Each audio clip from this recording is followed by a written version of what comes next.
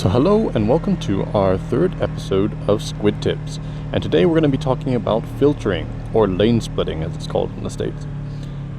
One quick thing to note is that this is filtering. You're traveling between two lanes of traffic, going in the same direction.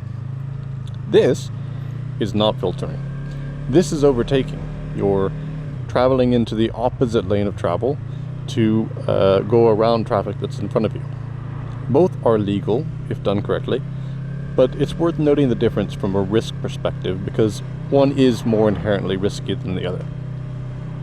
So let's talk about some of the benefits of filtering. Some people will tell you that there are zero benefits to filtering, and that to do so is meaning that you're risking life in them and that you will probably die doing it. Other people say the exact opposite. If you don't filter, you're probably going to get run into from behind, squished between two cars, and become a motorcycle sandwich. The truth probably lies somewhere in the middle, and it's really about how you filter, when you filter, and making smart choices about that. One of the benefits of filtering can be whenever you're in a situation where you've got the sun directly in your eyes. This means that it's also going to be in the driver's eyes behind you, and it increases your chances of getting hit behind in the rear end. Just because the drivers aren't going to be able to see you as easily, they might not stop in time, and you might get hit. Filtering is a great way of removing yourself from that equation because you place yourself beside cars rather than in front and behind them. Another benefit of filtering is if you have someone who's either intentionally or unintentionally tailgating you. Being able to filter away from that driver in the car behind you is a big benefit. So while most people will tell you that the benefits of filtering are more safety related, the reality is that it's just faster to get where you're going. And that's a big benefit. You know, I'm able to shave off 45 minutes of travel time in my morning commute because I'm able to filter. So let's talk about the risks, because there are risks.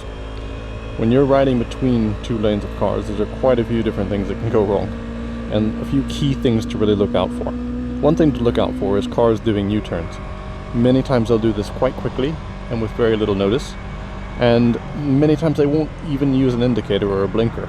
You'll see the car front tire turn and you'll see it start to move, and the next thing you know, you've got a big side of a car right in front of you. So you need to be prepared and really watch the front tires of the cars around you when you're filtering. The other thing to watch out for when you're filtering is gaps in the traffic. So if you see a big gap opening up when you're filtering between cars, slow down, because you don't know what's going to be in that gap. There could be a pedestrian walking across the road. There could be another car that's going to decide to suddenly turn into that gap as well. You need to be very careful and cautious whenever there are gaps because, nature abhors a vacuum, right? So if there's a big gap in traffic, something's going to fill it up. Be prepared and make sure that you're not running into that something. The other thing to consider is that many times if there's been a big gap left, it's actually by a driver who's currently on their cell phone, like this one for instance. And make sure when you see that to not pull into the lane of traffic with that car behind you, because if they're not paying attention when they need to go, they may not be paying attention when they need to stop. So the big question to answer is, should you filter? And I think the answer to that really is, it depends. Are you comfortable on your bike?